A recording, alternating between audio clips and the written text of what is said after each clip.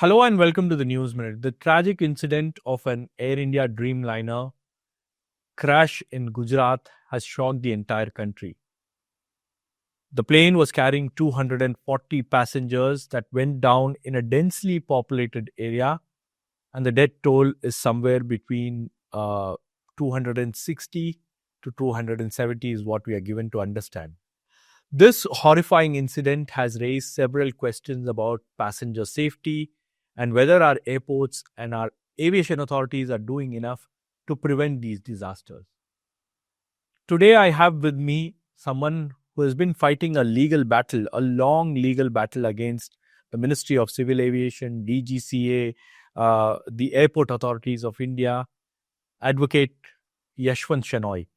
He is also the president of Kerala Advocates Association, and he has filed multiple public interest litigations to make our airports safe across the country. And in some litigations, he has managed to win. In some litigations, he has managed to get some orders. In some litigations, he has managed to convince the courts and get orders. But what happens after that? Does the DGCA implement these orders? That is a big question. Before I go across to him, I need to pause here for a moment. When tragedies like this happens, the media is expected to do its job. Ask tough questions, hold those in power accountable, and demand answers. But we can do all this only with your support. So if you like our work, do become a paid subscriber of the News Minute or contribute to our reporting fund.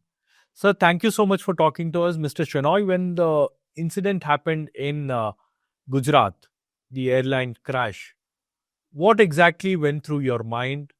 Because you have been someone who has been legally looking at several aspects of safety measures in and around airports.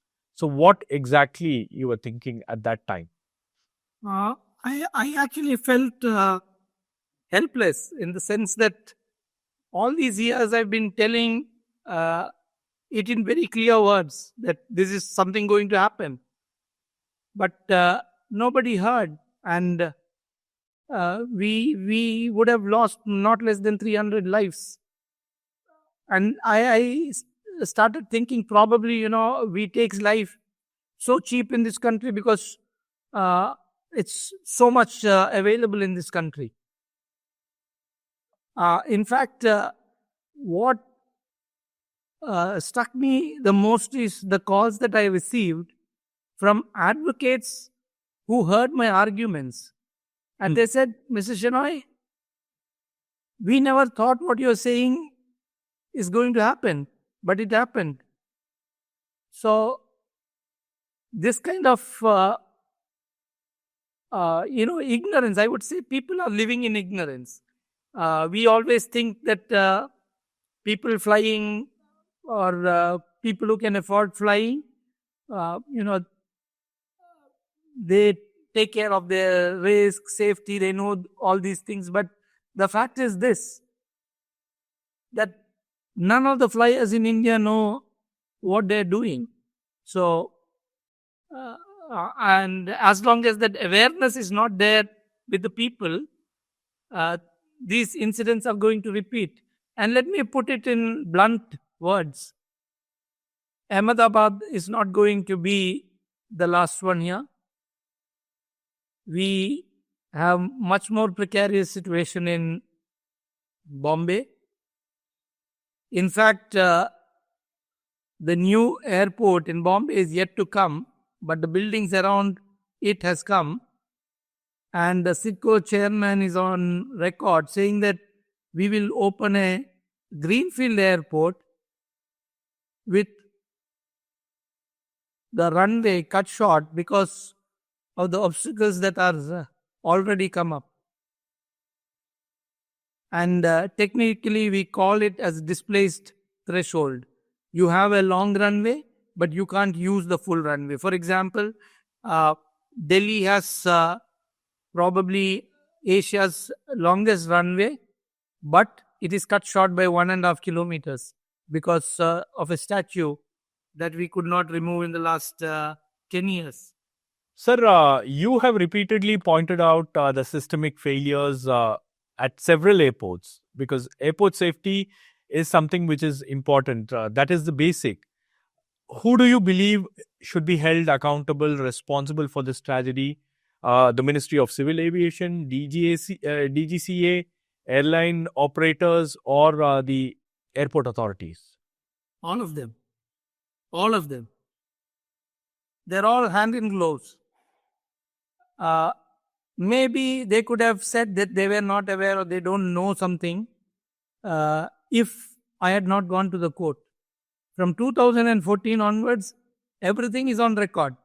Everything is on record. Nobody can disown accountability. Nobody.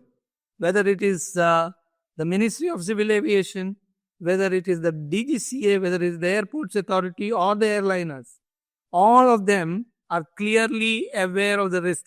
For me, I have put it in my writ petitions that this is nothing less than a murder, because you exactly know the consequences of your act is going to take away someone's life. As far as a lawyer is concerned, that is good enough ingredients for murder, and they should be held accountable for murder. Simple as that.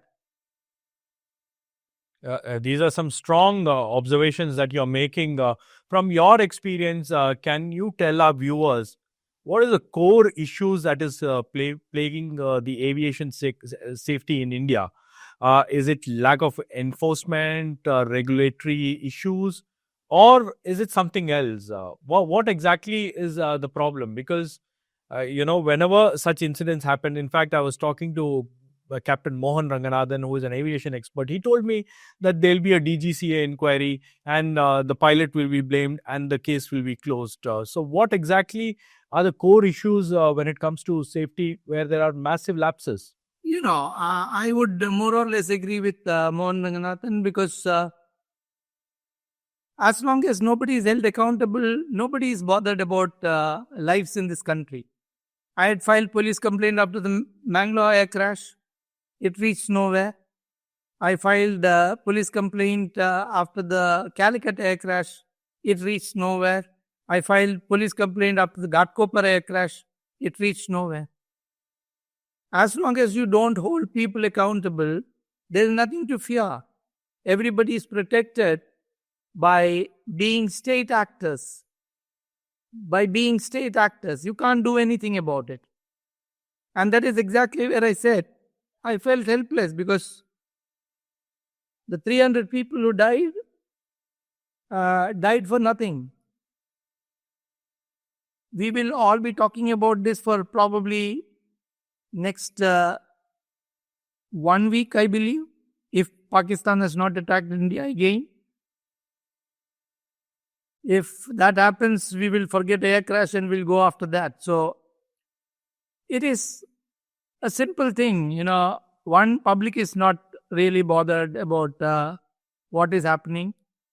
In fact, if you see aviation crashes, we always believe that when something goes wrong with the politicians, our systems would change. But take aviation. You have had a sitting chief minister dead in an aviation accident. Yeah, former chief minister, former speaker. I believe Devendra Fadnavis had narrow escape from aviation accidents 3 times. 3 times. So, why is the system not changing? Is because one, aviation is so technical in nature, nobody wants to understand it. The one who understands it and the one who simplifies it and tries to explain to others, they believe that he is lying. And therefore, nobody looks at the system. Everybody says that it is an accident, accidents can't be prevented. But if accidents can't be prevented, why are we having absolutely similar accidents happening in aviation? Aviation, you conduct inquiry to ensure that an accident of a similar nature doesn't occur again. But take Mangalore and Calicut. They are textbook copies of each other. textbook copies of each other, except that in Calicut there was no fire because there was no fuel. But if it had fuel, the result would have been the same. You just have to read through the writ petition I have filed in Bombay High Court. I have spoken about a taking of aircraft having its fuel tanks full, the impact of it. You will not even have firefighters being able to control the blaze which is put out by 50,000 liters of aviation fuel. Now, what you are talking about in Ahmedabad is a direct flight from Ahmedabad to London. But what I'm talking about is a direct flight from Mumbai to New York, which will have 4 times more fuel. And look at the Bombay Airport. If the same thing as Ahmedabad happens in Bombay, you will have a Chernobyl in India. That's some pretty strong statements that you are making. Can you elaborate on the specific roles of Ministry of Civil Aviation, DGCA, Airport Authorities of India, as to where they have gone wrong in making the airports safe, the entire aviation industry safe? Because from whatever I understand, whatever I have read about the case, the PIL that you have filed in the Bombay High Court, you have come up with some startling, revelations, which clearly says that in and around the airport area there are illegal constructions, and it's hundreds in numbers. So how did these illegal constructions mushroom, and what exactly happens in these areas? Like, how can it happen right under the nose of Ministry of Civil Aviation, DGCA, all of them watching these things?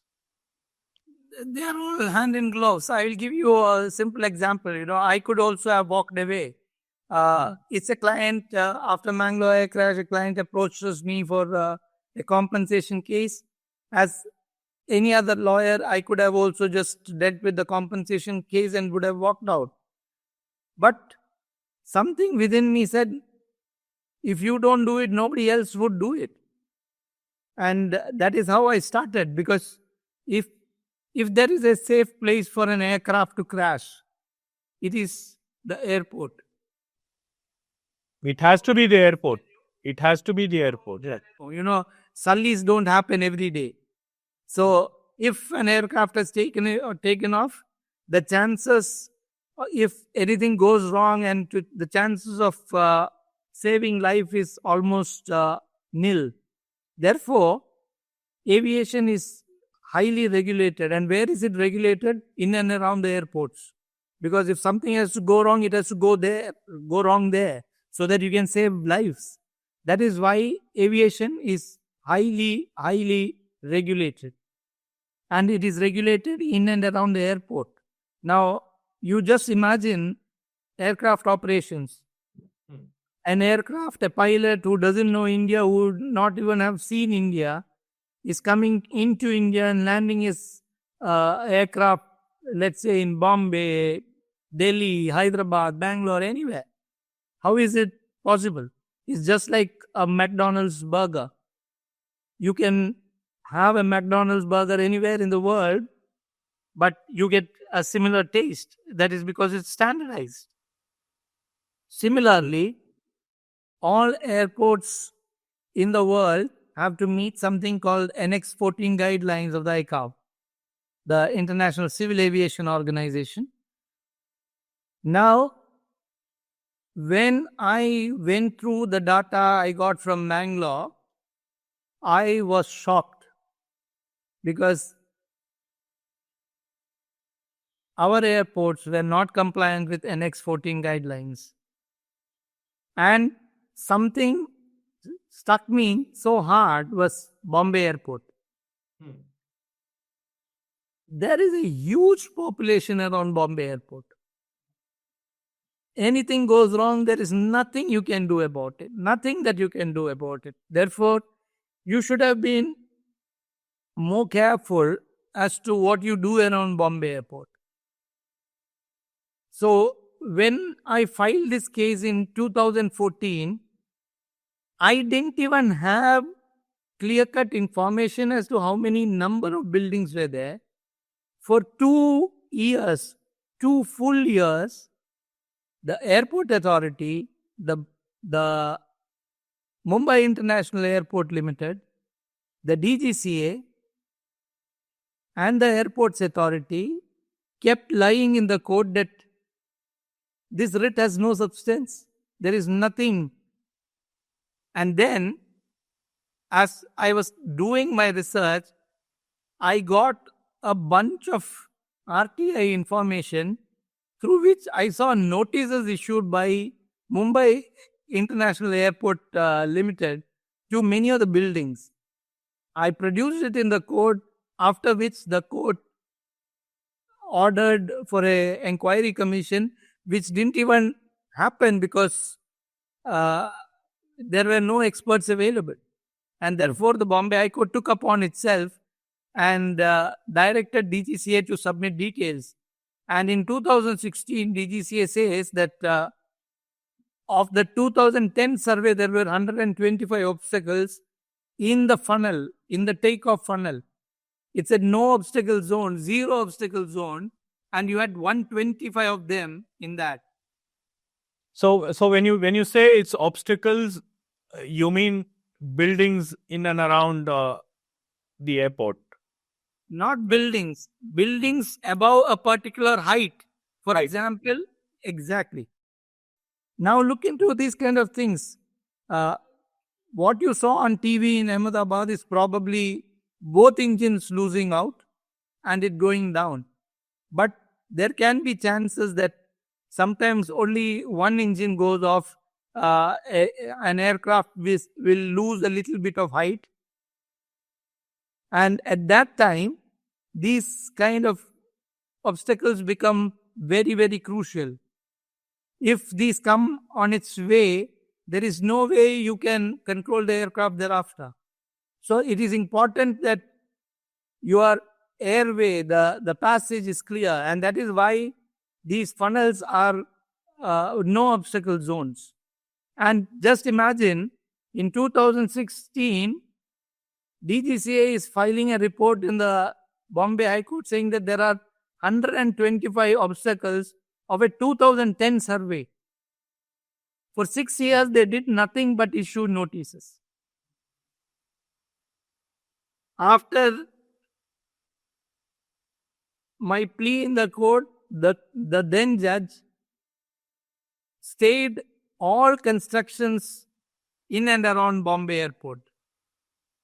In and around Bombay Airport. But in 2018, the whole matter itself was thrown out from the court. Unbelievable, but it did happen. And it happened for the most flimsiest reasons, saying that in 2015, new rules have been brought in by the Civil Aviation Ministry, and I had gone to the court based on 2010 rules. The legal principle says the laws which are in force at the time of construction are the laws on which you will have to comply with.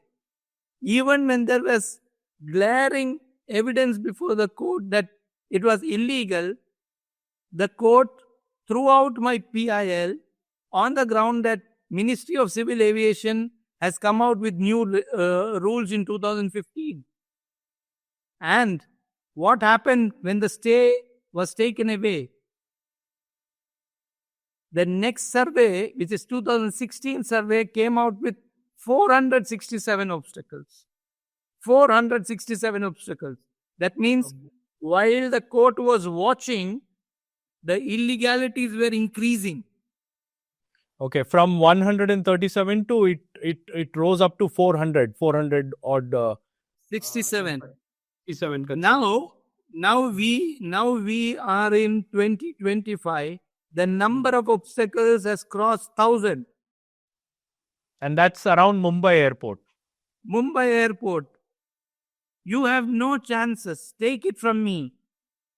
Bombay is the one to watch. You watch it. I am telling it. It is carved out on the stone. It is there for everybody to read. But We just don't want to read it. Simple as that. Sir, also have you, you must have come across several reports, several audit reports regarding other airports across the country. What is the situation of airports like Chennai? Can you share some examples of the kind of specific issues that these airports have? I think Chennai secondary runway has a bridge over a river that is flowing underneath it.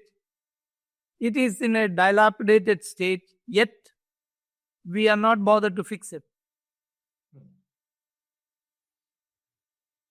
Almost all airports around have obstacles. Annex 14 is violated day in and day out. We are good in making audit reports. I am certain that all of you would have seen the ministry saying that India is probably in the top 50 countries as regards compliance with civil aviation regulations are concerned. These are all paper things. You know why India ranks so high? India copies almost everything from ICAO regulations. Only thing is, it is copied and put in the books, never implemented. But when the ICAO or international organizations do audit, they are not actually looking at the real implementation, but they look at the implementation of the rules on papers. So they look and compare India's rules with that of ICAO's, and it is matching with everything. Therefore, India will always rank high in all these audits. But the fact is this: India's implementation is at zero.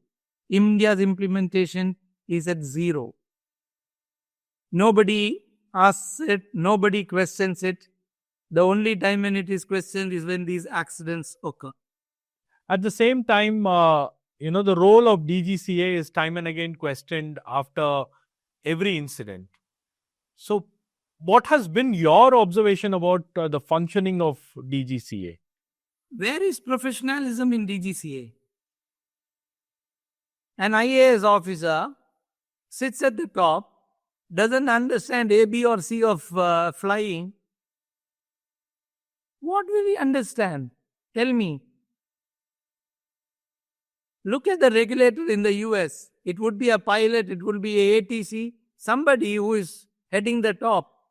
But here you have an IAS officer, and at least you keep that IAS officer there for 10 years. I will understand that. There will be some kind of accountability. That Babu moves out every 2 years. Where is accountability? He is warming up his seat for some time, enjoying the business class facilities whenever he walks around, moves around.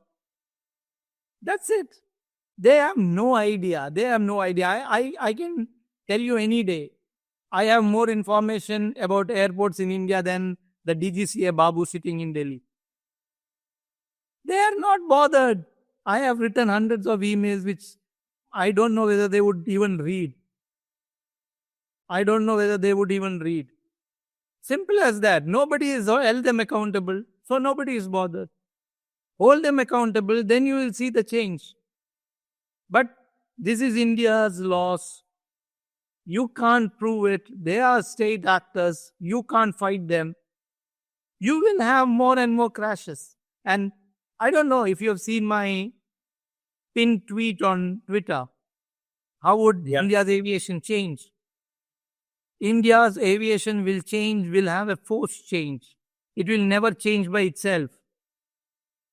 You will have a Chernobyl kind of accident in India, and when the Europeans and when the Americans boycott Indian airspace or refuse to accept Indian aircrafts into their airspace, that is when Indian aviation will change. We cannot even implement something as simple as an FDTL for pilots, the pilots' flight duty time limitations. It was gross. I went to the Delhi High Court. Delhi High Court, the pilots, the biggest problem with pilots is they are often fatigued because of the kind of work that they do. You imagine, they are not sitting in offices like ours. Their offices are compressed air. They operate in compressed environment. It requires, everybody has a body clock. I and you go for work from 9 to say 5. But today a pilot is called at 4 o'clock duty, tomorrow he is called at 10 o'clock duty, third day is called at 3 o'clock duty. You have to adjust your body clock. They are traveling time zones. Today they are here, tomorrow they are in the US, third day they have to go somewhere. You have to give time for their body clocks to change. So, all these things are highly regulated, and pilots have something called the flight duty time limitations. It was, to save a few pennies, the airlines would force DGCA to come out with exceptions, exemptions, and these pilots would be forced to fly even when they are fatigued, even when they are tired. I went to the Delhi High Court. I got that FDTL quashed as being ultra vires the statute. And what happened? Nothing happened. Have they implemented the new FDTL? No. The time was July 1st for implementation. No airline companies have even given fatigue reports. And this is where you have to understand, an aircraft is a technologically advanced machine. It takes great efforts to pull it down. So, if an aircraft goes down, we have to seriously see who managed to bring it down. And you will find these answers with the regulators who failed to comply with regulations, statutes. I have just only spoken about the DGCA and the IAS Babu who heads it. Now look at who are the employees in DGCA. Somebody who passes a PSC test, who has no knowledge of what aviation is. The DGCA people get knowledge of aviation only by working. They are not qualified. They might be engineers, but they don't know anything about avionics. So, the entire system in India as regards aviation is so bad, and I would say it is as good as non-existent. It is all Bhagwan Bharose. It is all Bhagwan Bharose. I will tell you, aviation, just like FDTL for pilots, after the Mangalore air crash, the recommendation of the Court of Inquiry was have FDTL for ATC, the air traffic controllers, have FDTL for AMEs, the aircraft maintenance engineers. I went to the court seeking these directions. They said DGCA will take care. The court said, no, you don't bother, Mr. Shenoy. DGCA will take care. Till date, DGCA has not taken care. And what are they doing with the maintenance staff? We don't know what happened with the engine, whether the engine had a product issue or whether it was a maintenance issue. But if it is maintenance issue, then DGCA should again go back and read my writ petitions, where I said that the DGCA and the airliners, in order to save some money, they were replacing aircraft maintenance engineers with technicians. Because technicians, you can make them work more for a lot lesser salary. And this is all happening. This is all happening. What you're saying is something that is happening in the sector. Obviously, it is happening. That is where I said, all of you are living in ignorance. Ignorance is bliss. When you sit in an aircraft, you don't know what dangers would be, facing you. The Chief Justice of Delhi High Court told Mr. P. Chidambaram, who had come and filed a review on my writ petition, and she introduced me that Mr. Chidambaram, here Mr. Shenoy is an aviation expert, hear him for half an hour and you will never fly again in your life. That is how the Delhi Chief Justice introduced me to Advocate P. Chidambaram. But I am not saying that I am an expert. I have only collected data. I have read those data, which is very simple, clean English. And this is the state of affairs. I have put it in writing in my writ petitions. But nobody wants to hear it. The lapse is not just with the authorities, but our last resort for a citizen in this country, for a person in this country, is knocking at the doors of justice. I have gone there. I have filed more than 15 PILs. All of them, take it out, read each one of them, and see how much have I documented and what has happened in Ahmedabad. Just go back and read my writ petition and see whether it could have been avoided. Sir, you also mentioned something that, because of commercial interest, the airline companies are, overriding safety protocols. They are asking the DGCA for exemptions just to, cut some costs in the name of profits. All this is happening. These are serious, accusations. These are serious allegations and serious issues that you are raising. So, like when you have argued all this in the courts, what exactly is the reaction of DGCA or the airline companies? They know what I am saying is truth. The only person they have always had difficulty in facing is me, because I'm not saying I've done something great, but I have done something which nobody else has done. I've taken my time out. I've made my studies. I've made my research. I've gone and presented it in the most easiest way in which a judge can understand it. So they fear me. They fear seeing me in the court. But what is the point when they just use a set of lawyers to probably point out that what Shenoy is saying is utter rubbish. Utter rubbish. Just the last hearing in the Bombay High Court, the Chief Justice was saying, when I was speaking, when he had ordered demolition of certain buildings which was violating heights, I said, we are taking too long a time to do this. Then the retort from the Chief Justice is this: Mr. Shenoy, you might be happy having a cup of tea on the debris of demolition. Today, I would tell, having a cup of tea over debris of demolition is far better than sitting on the debris of the accident and the smell of flesh and blood. We have to be very serious. Aviation is in doldrums.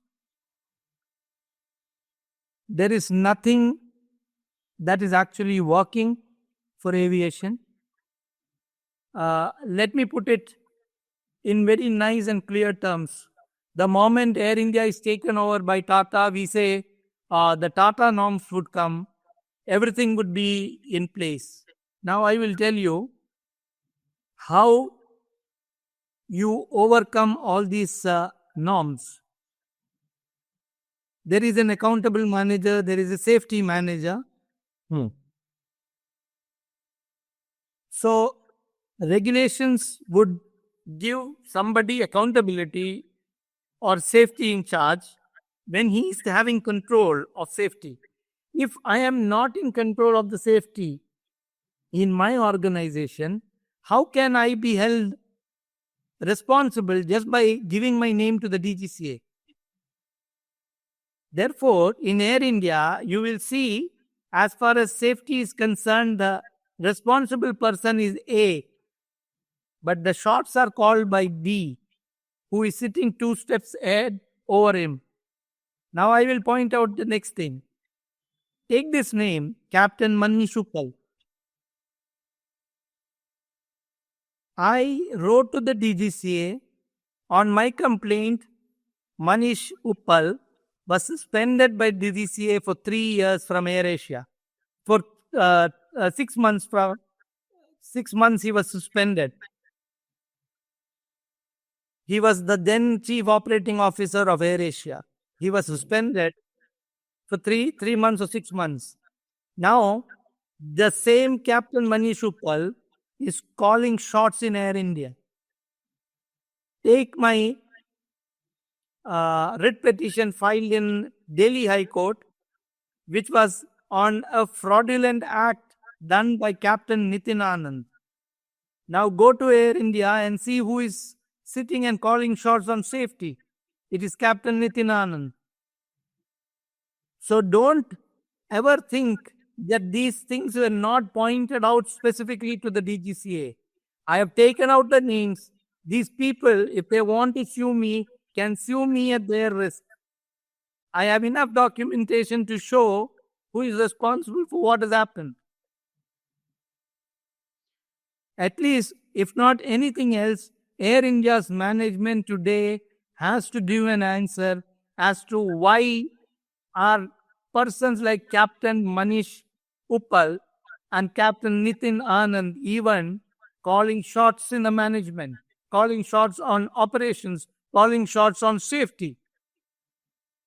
Everything is rotten. Everything is rotten in aviation. This is what happens when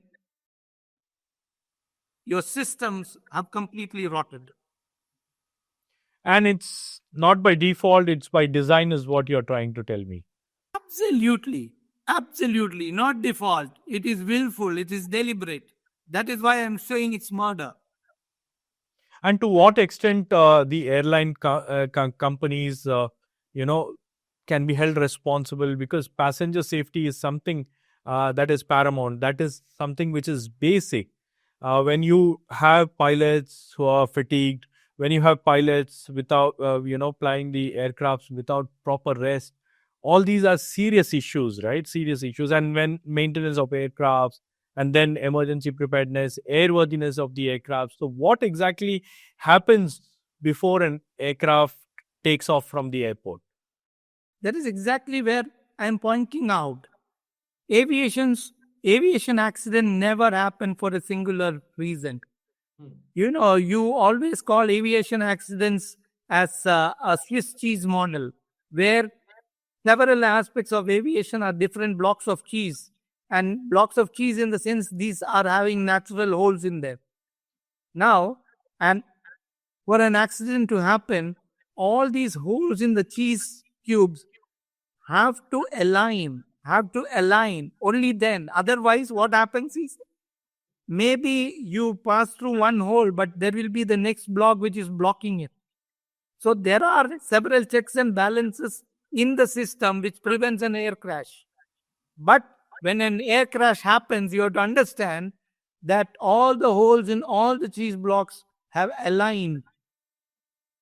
And this alignment has happened. See, after Mangalore, then I've been speaking that there will be a crash. They say, Shenoy is a scaremonger. But I'm seeing it. I'm seeing from where? From your documents. But nobody wants to hear me because I'm a lawyer. As a lawyer, what do you know about aviation? This is what it is. A judge, when he hears me and on the other side he hears DGCA, who should he believe? Human intelligence says you go with what DGCA says. I'll give you a nice example. In the Delhi High Court, I had filed a PIL on aviation, the safety norms around the airport. That I had filed in August of 2016. Then I filed FDTL writ petition in December. And then in March I filed a writ petition in which I wanted the entire fleet grounded because those engines were conquering off every other day. Yeah, of who? The Indigo engines had a big issue. So, engine failures at a point in time, there were about 125 cases of engine failures. Engine failures. Hmm. So, when the third writ petition was filed, the Chief Justice got angry and she threw the file saying that, what is this, Mr. Shenoy? You're filing writ petitions after writ petitions. But the next week, when the matter came up, again, the lawyers from the other side reminded, this is what Shenoy does, is just, filing cases after cases for no reasons. But between that Wednesday and Friday, there were 5 engine failures, of which 2 were on airborne flights. So I told the Chief Justice, in the last 2 days, there have been 5 engine issues, of which 2 were of airborne flights. Would this court have been able to look me into my eyes had any one of them come down? Because I had come to the court with the seriousness and urgency, requesting the court to ground the entire fleet. The moment I said that, the Chief Justice says, you can't threaten the court like that. I said, I'm not threatening. I am only informing the court. I am only informing the court of the dangers. I am not an expert. I know you are not experts. Therefore, I have made an expert a party. Who is the expert? DGCA. Let the DGCA file an affidavit that everything is fine. If the DGCA files an affidavit saying everything is fine, I will be happy. Because I was certain and sure that DGCA could not file an affidavit saying everything was safe, because they knew that it was not safe. So that changed it. And that is where the High Court of Delhi understood the seriousness of what I was saying. And thereafter, that Chief Justice did wonders for aviation in Delhi. If FDTL was pulled out, because she understood, she had a trust that what Mr. Shenoy was saying and bringing on record are true facts. But this thing has not happened anywhere else. And we are still troubling. And I will tell you, Mumbai cannot be repaired now. Mumbai cannot be repaired. If you can act fast on what I am saying, probably you will be able to save your new airport. Probably you will be able to save your new airport if you start your work today. But let me assure you, it's not going to happen. Also, my last question to you, sir. There is a compensation that has been announced by Air India. The government has also announced a compensation for the families of those who lost their dear ones in this horrific incident. Like, how soon will they get the compensation? What is the redressal mechanism? Because I remember you telling me that you dealt with a case for a compensation in Mangaluru crash.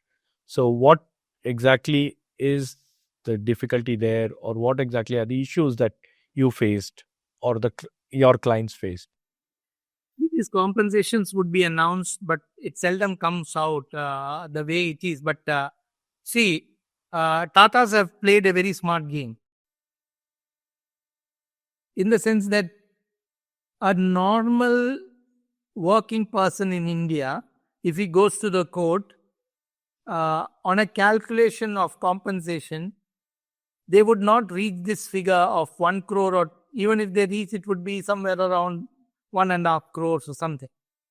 Now, by bringing in the figure of 1 crore, they are trying to negate the number of litigations that arise.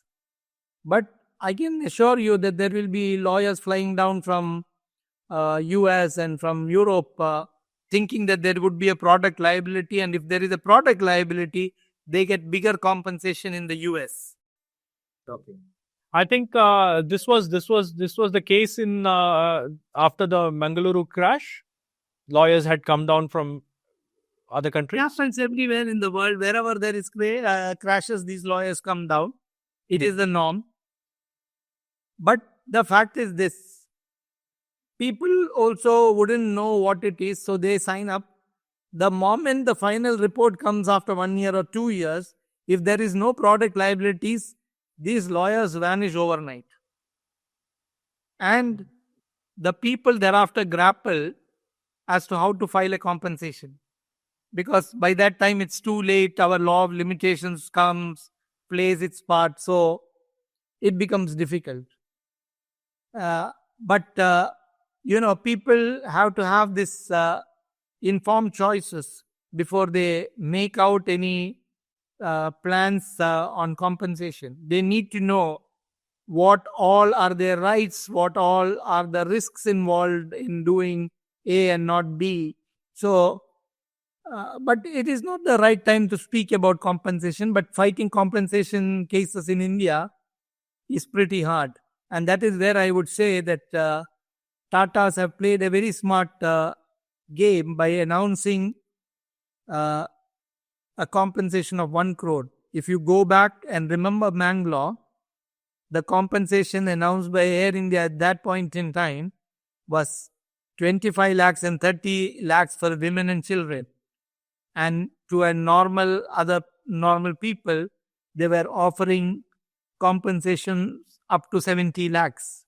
So some of them decided to fight, some people gave in. And, it is unfortunate, but these people believe in running you out from the Indian judicial system by simply delaying your compensation cases, that you finally sign up and take what they are throwing at you. Right, sir. Thank you so much for talking to us and explaining to us the various issues that are plaguing the aviation industry. We are keeping a close watch on the developments that are unfolding in Gujarat. Our teams are there on ground. So thank you so much for talking to us and explaining to us, our viewers, about what exactly is happening inside. Thank you. Thank you so much.